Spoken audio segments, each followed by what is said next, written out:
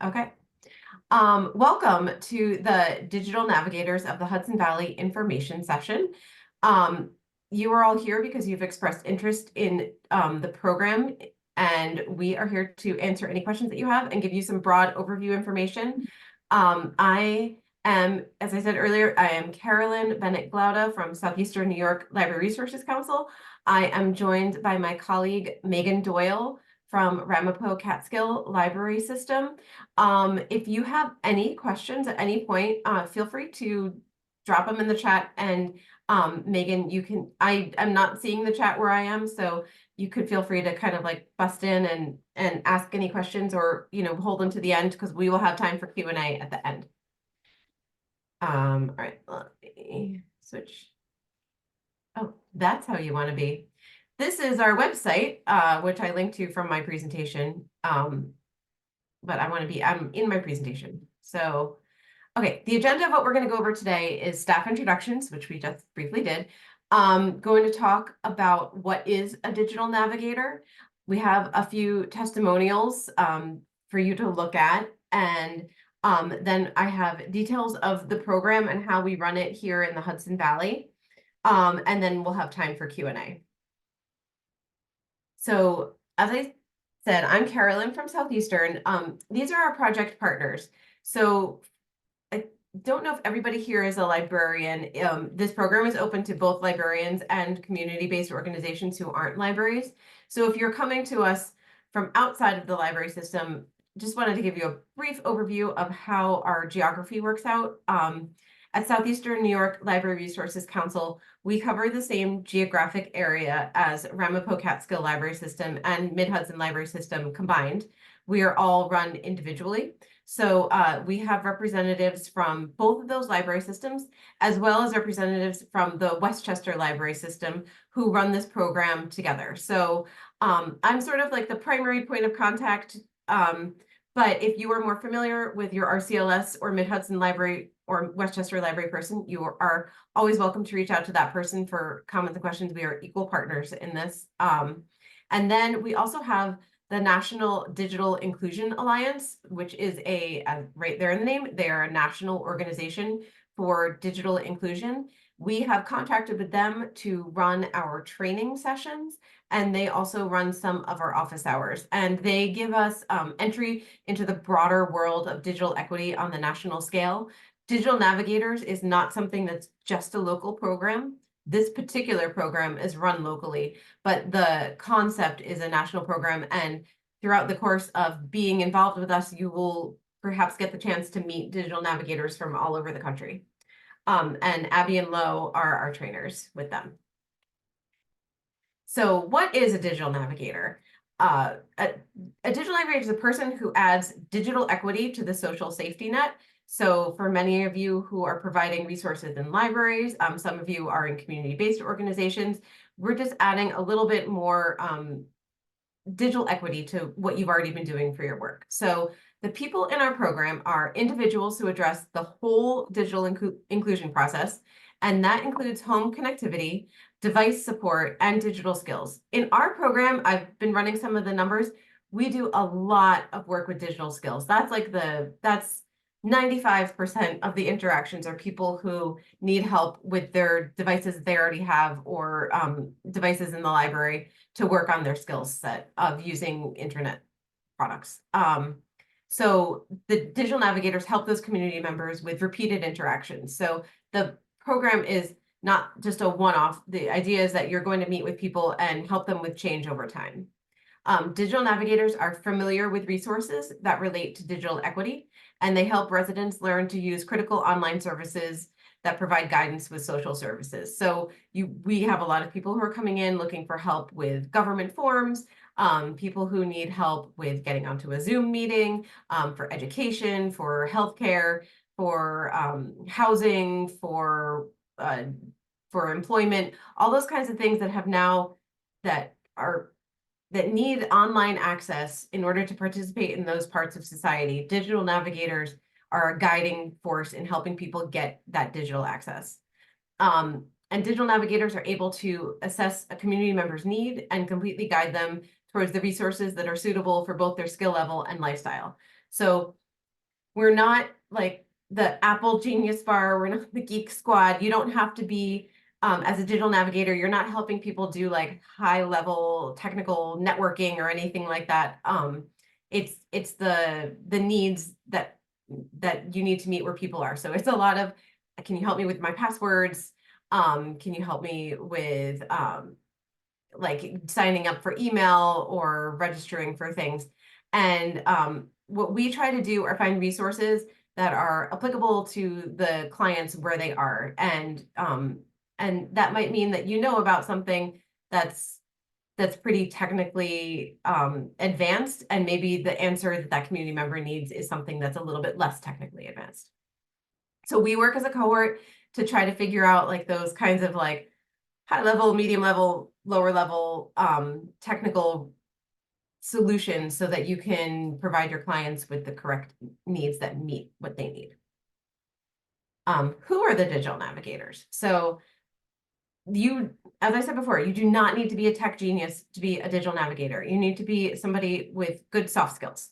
So the navigators are individuals who work for or are closely affiliated with an organization and take on digital navigator work in addition to the regularly assigned duties. So these are individuals who work with the public library or a community-based organization or facility. So in our particular program, many of our digital navigators are librarians. Majority of them are, but we also have navigators who work at senior centers. We have navigators who work in a high school. We have navigators who work in school systems. And we have navigators who work with individuals with disabilities. So you do not have to be in a library. We just happen to be run by library systems. So we've partnered really easily with a lot of our libraries. And digital navigators, as I said, are individuals who are comfortable with technology, but you're not necessarily experts in the field. Sometimes we'll be learning with it. So someone and ask a iPhone, and maybe you're an Android person, and that's where we have a whole cohort of digital navigators, and you can ask questions. Like we don't expect you to know how to solve every single problem right there on the spot, but we do expect that you would be comfortable enough to do a little bit of research on the side, or ask other people who might be experts, and to help the clients find the answer that they're looking for. Okay, so this is a slide from my previous one. I had digital navigators at a previous meeting who gave us some great testimonials. I want to show you real quickly. This is our digital navigators of the Hudson Valley website. If you have not already seen this is the landing page for the general public.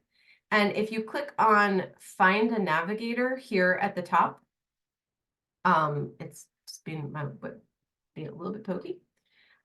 You will get a directory of all of the digital navigators that are currently active in our program. So you can zoom in and you can see them. You can click on the little icon in the place and you can see the name of the digital navigator and the organization where they work. And then if you scroll down, there's a directory that's broken down by county. So if you go through here and you would like to reach out to any of the people on this list, I'm sure they would be happy to talk to you about their experience. These are all the currently active digital navigators. Some of them are in the cohort that is just finishing up for winter, and some of them trained earlier in the year. Okay, so I want to go back to my slideshow.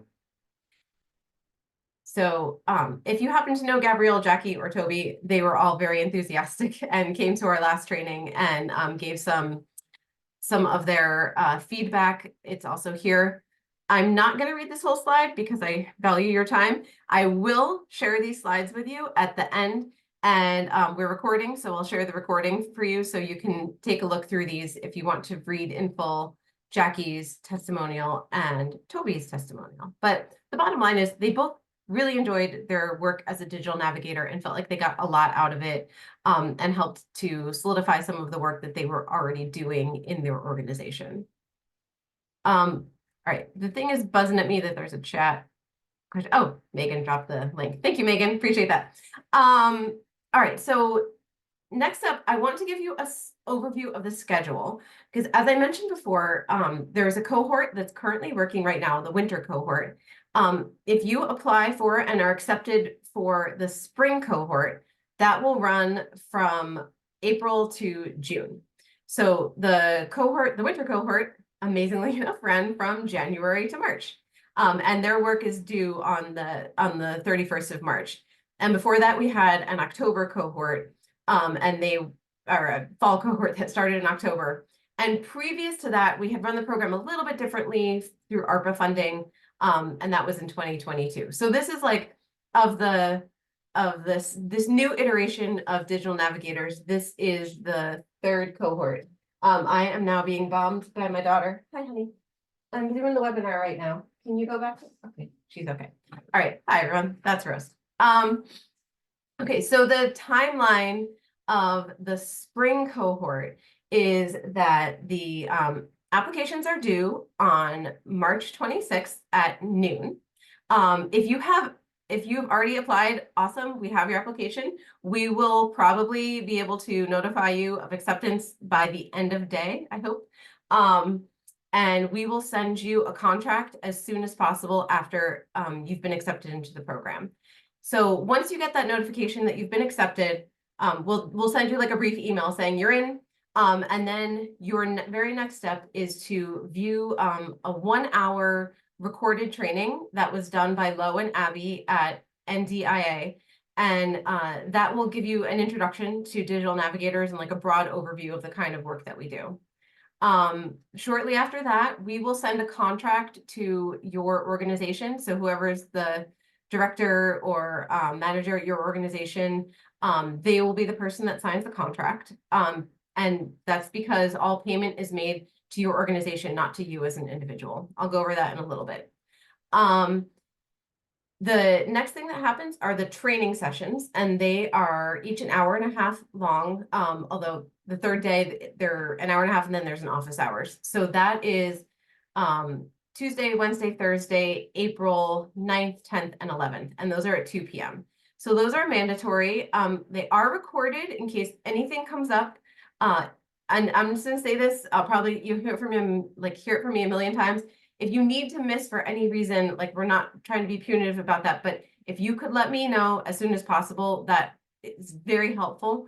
And as soon as you can, catch up on the work by viewing the recording and reading notes of anything that you might have missed. So provided we get the contracts out on time, they will be due just before the training starts. And as soon as you are finished training on the 11th, you are welcome to start your work as a digital navigator at your organization. So you can hang up your sign and say open for business and start seeing clients and filling out forms. And those forms are all going to be due by the last day of June. And that includes the other requirements that we will ask of you. So that's a brief timeline.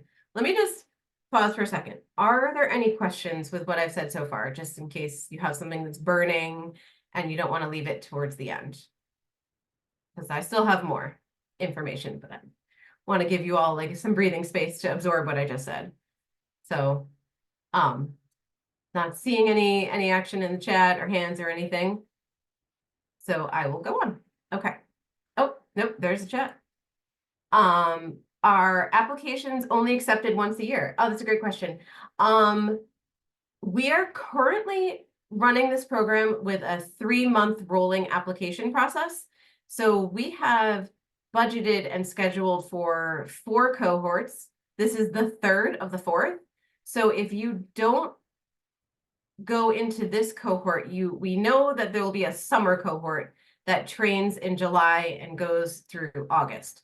What we don't know yet is if there is going to be a cohort immediately after that. We hope so, because it looks like we should have enough funding to keep the program going. But we might redesign things a little bit so it wouldn't be, we're not sure if we're going to stick with this like every 3 months, because this was an experiment to see how well this works for us.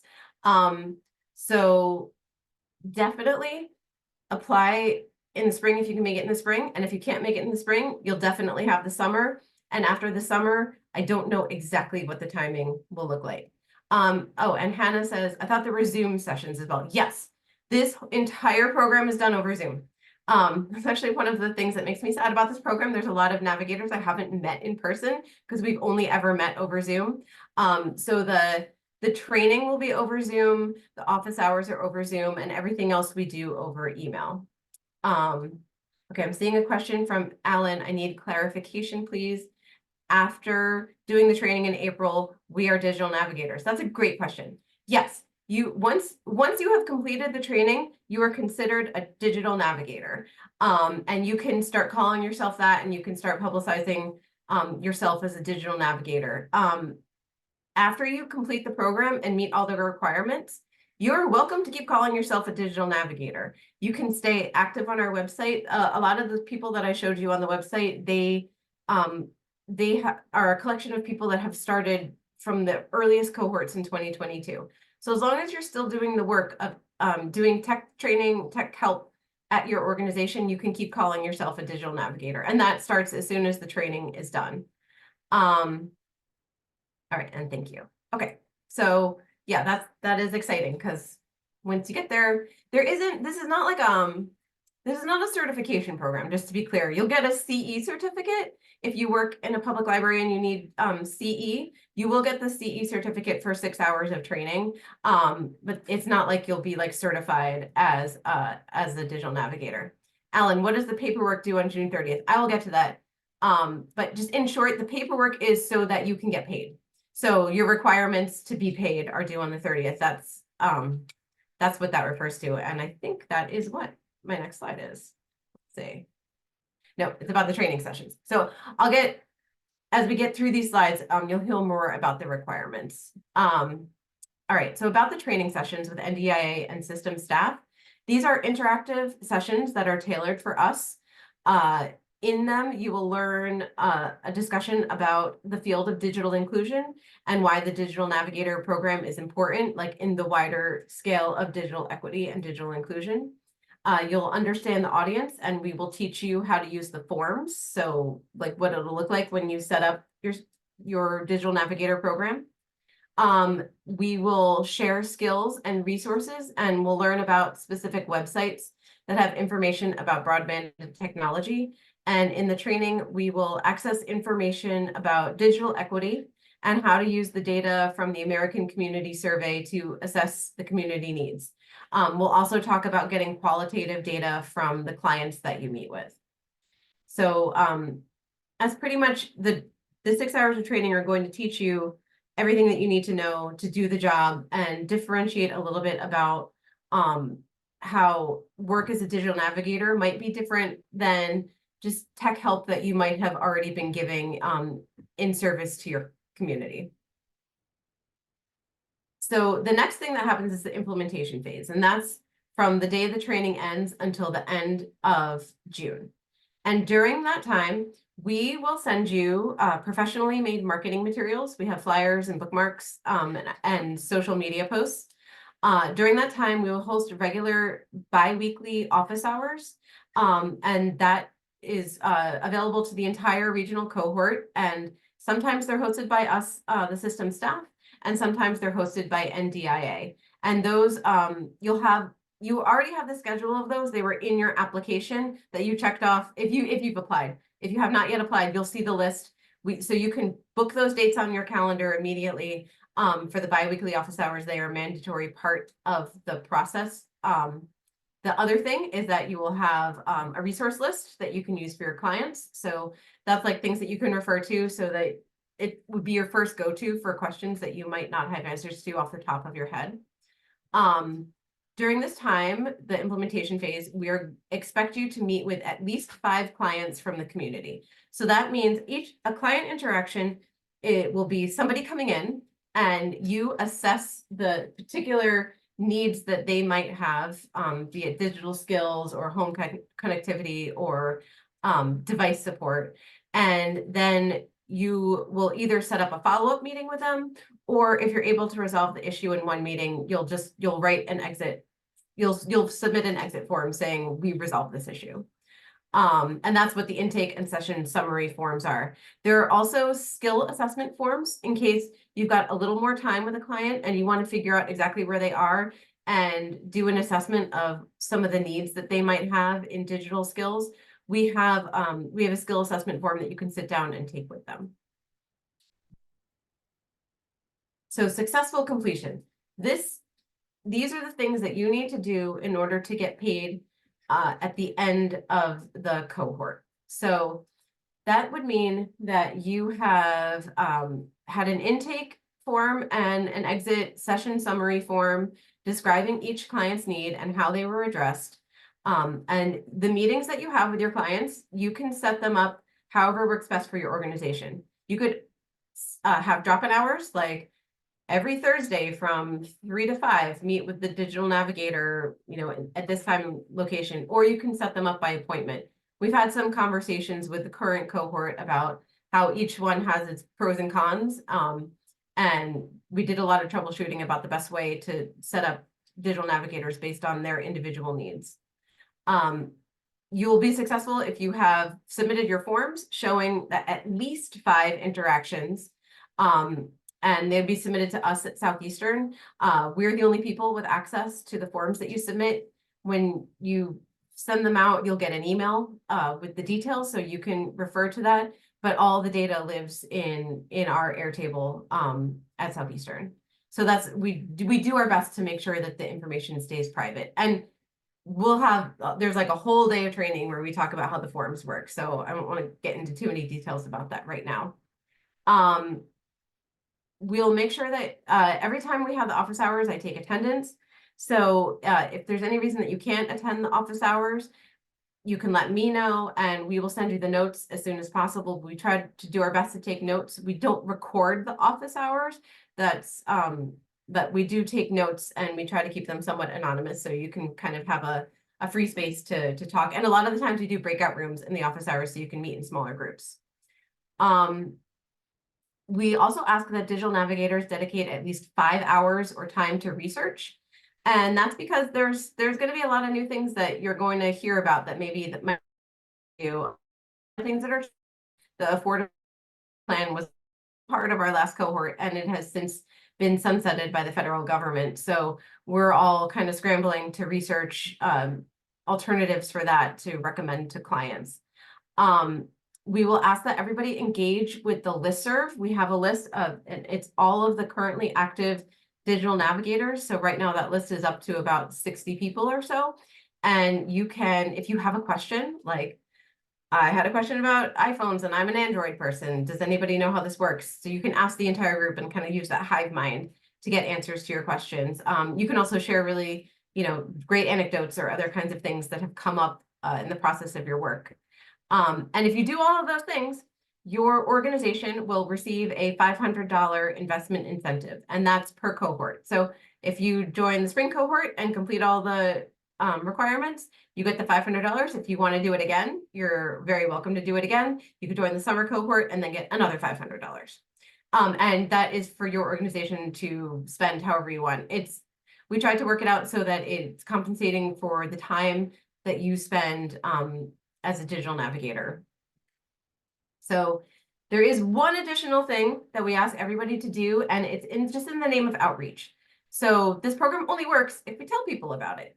And it works really well when you collaborate with other organizations in your service area.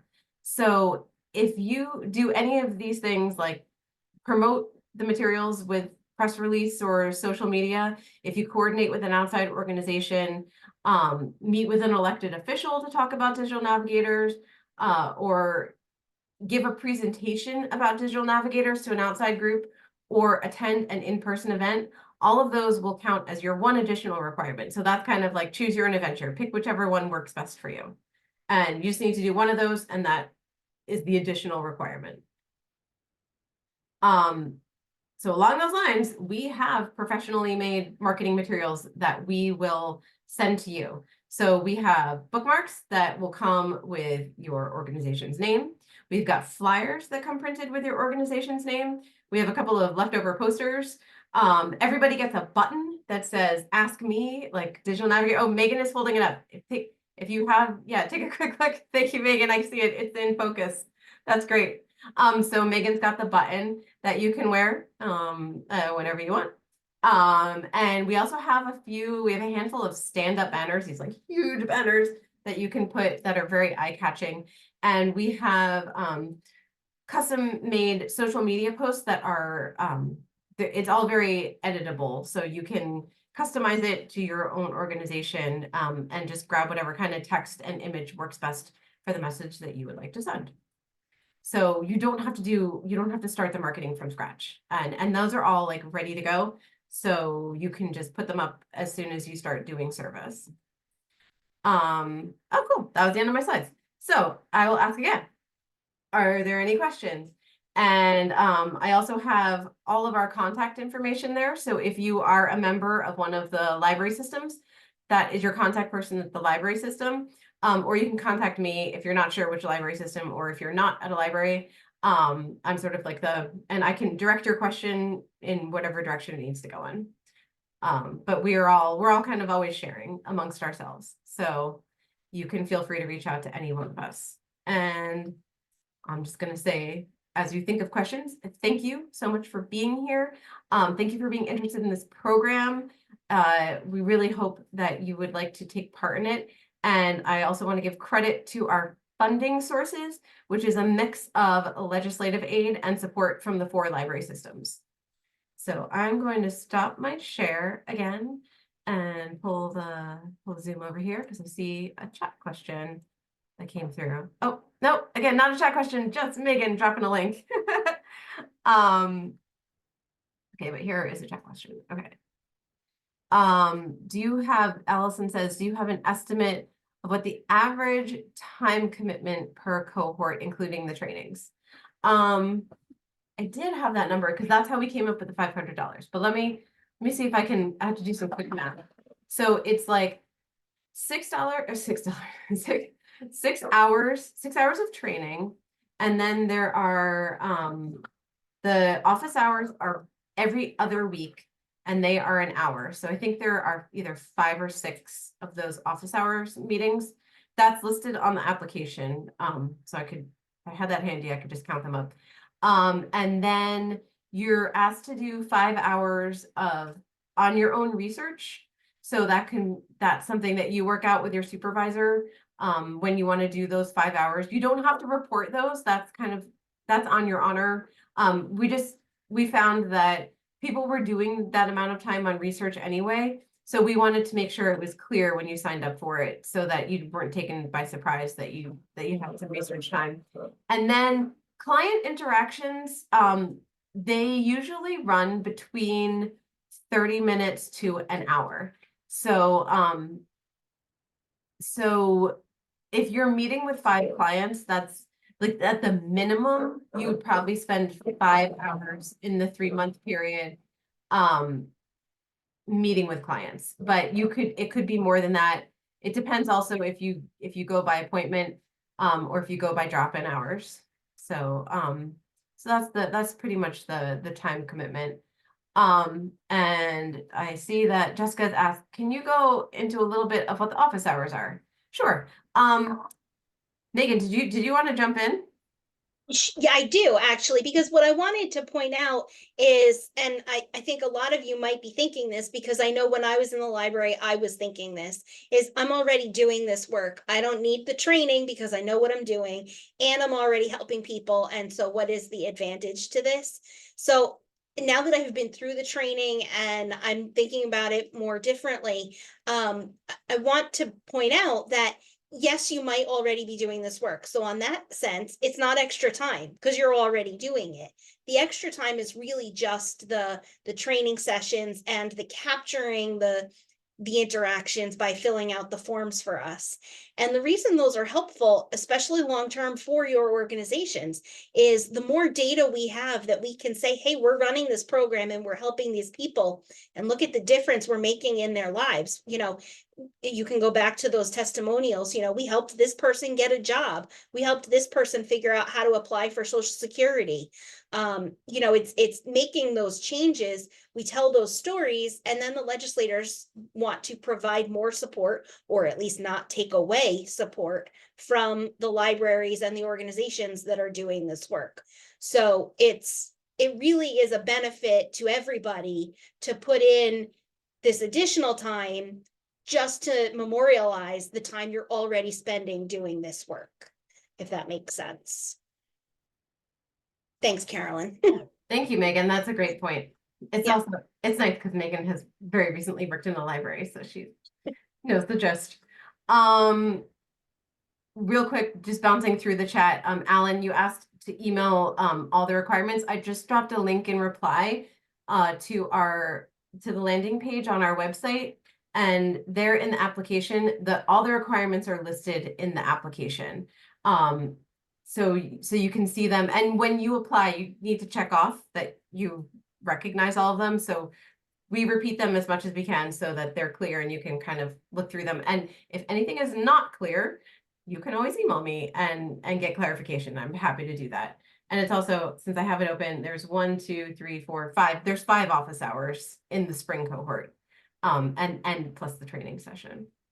And then up above, Hannah said, "Hi, I'm actually logged in with my colleague, and we are wondering if it's a good idea for both of us to sign up for this, or if it's one digital navigator per branch." So yes, you're both welcome to sign up for this. The caveat is that we have limited space, but the full disclosure is we're not close to the limited space yet. Like we're not filling up, we haven't bumped up against that limited space yet in this application process. Although if there is a flurry of applications and we bump into our limited space number, then we would reach out and say, could one of you do it this time and another of you do it the next time? But I think for now, you should probably both apply because I believe there's going to be room. So yeah, there isn't a limit to that. But just so you know, there's a chance that we might only be able to take one of you. But in that case, we would let you pick who that person is. So go ahead and apply right now because it's looking good. Another one of those, you know, don't worry about duplication, is it makes sense for your organization because you're probably working different hours. So that allows your organization to provide better service to your community. And we're always okay with that. And you can do it again. So, because the more you participate, the more you fill out those forms, the more stories we have to tell. So keep doing it. Yeah.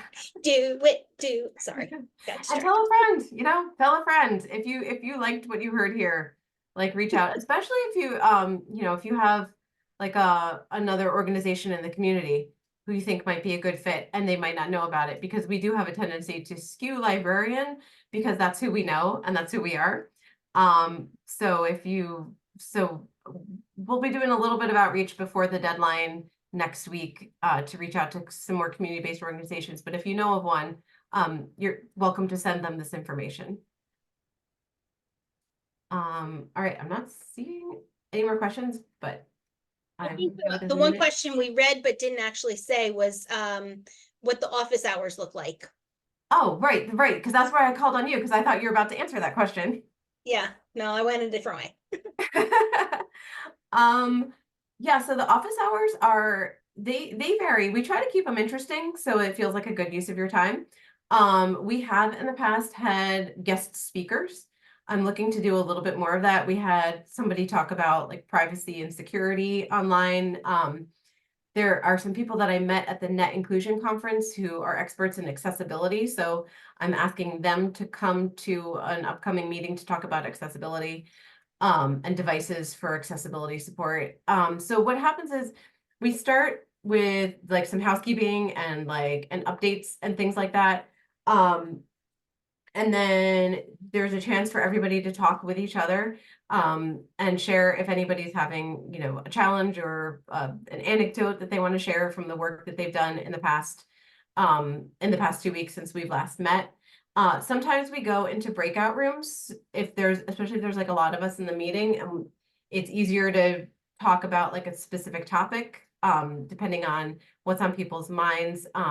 Sometimes we do like a little bit of like free form with a Jamboard where we talk about, like last time we did a SWOT analysis. We talked about strengths, weaknesses, opportunities, and threats within our program so that we could see where we had some commonality. But the best part about the cohort, the office hours, is the cohort, because many of you and many of our digital navigators are doing this work alone. Like you're the only one in your organization who's doing it. So the office hours gives you a chance to talk to all of the other digital navigators in the Hudson Valley. And you might find that, you know, you're in Carmel and you're connecting with somebody who's in like Ellenville, and you might not otherwise ever meet up with each other, but you're all part of the digital navigators of the Hudson Valley, and you can share information that you have with each other so that you don't have to kind of do this work in a vacuum. So it's basically a little bit of networking, a little bit of education, a little bit of question and answer, a little bit of housekeeping. You are not required to do homework before office hours. It's sometimes we'll give you some things, some ideas to walk away with. And you know, we do some updates, like if you have any questions about like the forms not working and that kind of thing. That's what we do in those office hours. So Meg, is there anything else I'm not thinking of? There is, I'm not thinking of it either. I think you're good. Okay. So yeah, so that's one of those things where it is really helpful if you can make sure that you have set aside office hours as a time when you're not doing something else. We understand the reality. There are times when people have called in while being on the desk because there was a coverage issue in the library or whatever. But if you can do your best to try to get that hour, you know, get your undivided attention to a Zoom for that hour, it benefits everybody the most. But it's, if you can't for whatever reason, that is okay. We're not like demanding cameras on and like full attention or anything, but it is a nice time for everybody to get together. So try to put those times aside as early as you can. One thing I will add a little bit separate is we talked about that listserv. And when we started the program here and we started the listserv, you know, you got that one required post that people would put in, and then that was kind of it. So it's been nice because you stay on that listserv as long as you're an active digital navigator, but you're not in the current cohort. Like that's fine. And so like Carolyn said, it's up to something like 60 people. And there's a post, you know, maybe not every day, but somebody will post something like, you know, at some point, and then it gets a bunch of replies. And so it's not super active, like it's going to fill up your inbox, but it's nice to start seeing people using it, and it's developing into that resource we hoped it would be. And every time we have a cohort and we add more people to the mix, the benefits of that resource are increasing exponentially. It's been really cool to watch. Yeah, it's nice. You make ongoing friendships and connections. Yeah. All right. Does anyone else have any other questions? And I hope you're all thinking about applying if you have not already. Did we send anybody? Is anybody like, no, I sat through the last 40 minutes and you've just made me decide not to do it.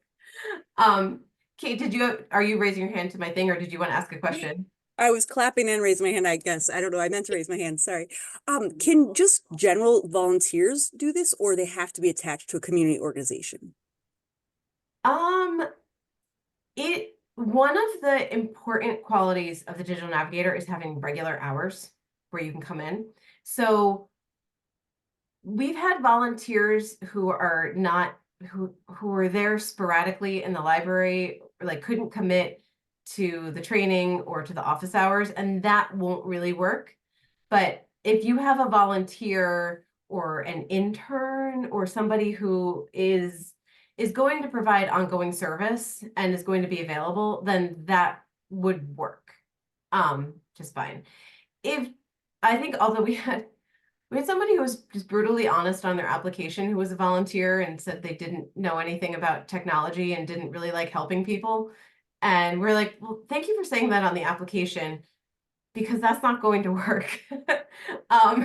So if you like helping people and you are able to meet with them on a regular basis and kind of and provide that commitment, then volunteers would absolutely be fine. You don't have to be on the payroll. But the director or CEO or whoever is the person in charge of your organization does need to sign off on that.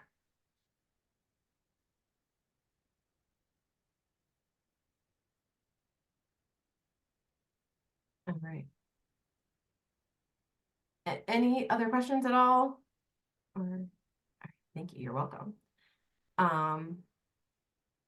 And again, you have my email. Megan dropped it in the chat, and this is recorded, and I will send the slides to everybody who registered, so you can take a look again. And we really hope to see you in April.